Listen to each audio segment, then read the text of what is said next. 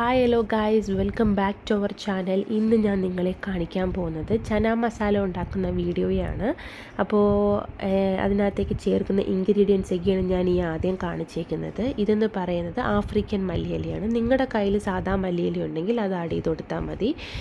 അപ്പോൾ എൻ്റെ കയ്യിൽ ആഫ്രിക്കൻ മല്ലിയിലയാണ് ഉള്ളത്. നമ്മുടെ വീട്ടിൽ പൊടിച്ച ആഫ്രിക്കൻ മല്ലിയില തന്നെയാണ്. അപ്പോൾ അത് കട്ട് ചെയ്യുന്ന വീഡിയോ കൂടെ ഞാൻ ഇതിനകത്ത് ആഡ് ചെയ്തിട്ടുണ്ട്. ഇതാണ് നമ്മുടെ ആഫ്രിക്കൻ മല്ലിയില. ഈ മല്ലിയിലയുടെ പ്രത്യേകത എന്ന് പറയുന്നത് നല്ല മണവും നല്ല ടേസ്റ്റുമാണ്. ഓക്കെ, അപ്പോൾ ഇത്രയും കാര്യങ്ങളാണ് നമ്മുടെ ചന മസാലയിലേക്ക് ആഡ് ചെയ്യുന്ന ഇൻഗ്രീഡിയൻസ്. അപ്പോൾ അതെങ്ങനെ ഉണ്ടാക്കുന്നതെന്ന് നമുക്ക് നോക്കാം. ആദ്യം കുക്കറിലേക്ക് കഴുകി കുതിർത്ത് വെച്ചേക്കുന്ന കടല ആഡ് ചെയ്ത് കൊടുക്കുക. അതിനുശേഷം ഈ കടല മുങ്ങിക്കിടക്കുന്ന രീതിയിലുള്ള വെള്ളം കൂടി ചേർത്ത് കൊടുക്കാം. ആവശ്യത്തിനനുസരിച്ച് ഉപ്പും കൂടി ചേർത്ത് കൊടുത്ത് കുക്കർ അടച്ച് വെച്ച് ഫ്ലെയിം ഓൺ ആക്കി ഒരു 4 വിസിൽ വന്നത് വരെ നമുക്ക് വെയിറ്റ് ചെയ്യാം. 4 വിസിൽ വന്നതിന് ശേഷം ഫ്ലെയിം ഓഫ് ചെയ്ത് അതിൻ്റെ പ്രഷറൊക്കെ പോയതിന് ശേഷം കുക്കർ ഓപ്പൺ ചെയ്ത് നമുക്ക് ഈ കടല വെന്തോന്ന് നോക്കാം. ഓക്കെ, കടല വെന്തിട്ടുണ്ടെങ്കിൽ നമുക്കിത് ഊറ്റാനായിട്ട് വെക്കാം. ഇതിനകത്ത് കുറച്ച് വെള്ളം ഉണ്ടല്ലോ, ആ വെള്ളമൊക്കെ ഒന്ന് പോകാൻ വേണ്ടിയിട്ട് നമുക്ക് ഊറ്റാനായിട്ട് വെക്കാം. അതിനുശേഷം ഒരു പാൻ എടുത്ത് പാനിലേക്ക് കുറച്ച് വെളിച്ചെണ്ണ ആഡ് ചെയ്ത് കൊടുക്കുക. വെളിച്ചെണ്ണ ആഡ് ചെയ്തതിന് ശേഷം ചെറിയ ജീരകം കൂടി ആഡ് ചെയ്ത് കൊടുത്ത് അതൊന്ന് മൂത്ത് വരുന്നത് വരെ നമുക്കൊന്ന് ഇളക്കാം.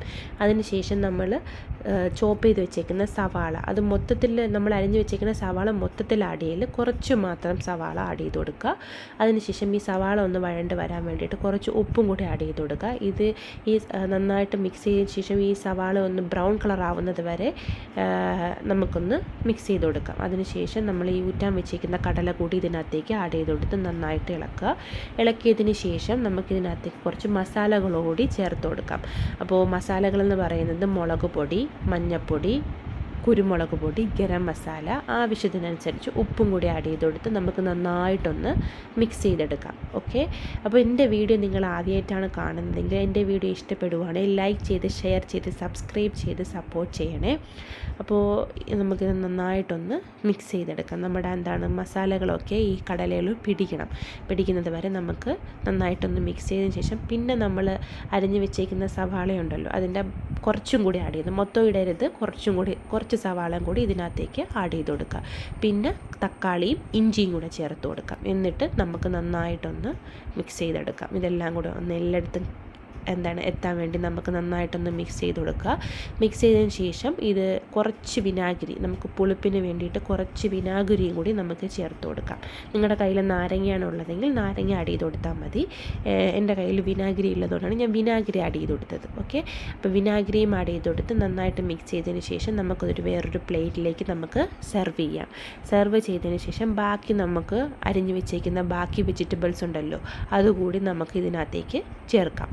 അപ്പോൾ നിങ്ങളുടെ കയ്യിൽ ക്യാരറ്റോ നിങ്ങളുടെ കയ്യിൽ എന്തൊക്കെ വെജിറ്റബിൾസ് ഉണ്ടോ അതെല്ലാം ചേർക്കാം. അപ്പോൾ അതിനകത്തേക്ക് സവാളയും തക്കാളിയും കുക്കുംബറൊക്കെയാണ് ഞാൻ ആഡ് ചെയ്യുന്നത്. മല്ലിയില ഇതെല്ലാം കൂടെ ആഡ് ചെയ്ത് ഇതാണ് നമ്മുടെ ചന മസാല. അപ്പം ഏതാണ്ട് റെഡി ആയിട്ടുണ്ട്. ഇനി നമുക്കിതെല്ലാം കൂടെ ഒന്ന് മിക്സ് ചെയ്തതിന് ശേഷം നമ്മുടെ ഫൈനൽ ലുക്ക് എന്ന് പറയുന്നത് ഇതാണ്. എല്ലാവരും ഇത് വീട്ടിൽ ട്രൈ ചെയ്ത് നോക്കണം, നല്ല ടേസ്റ്റാണ്. അപ്പോൾ ഇത്രയേ ഉള്ളൂ guys. Bye bye, take care.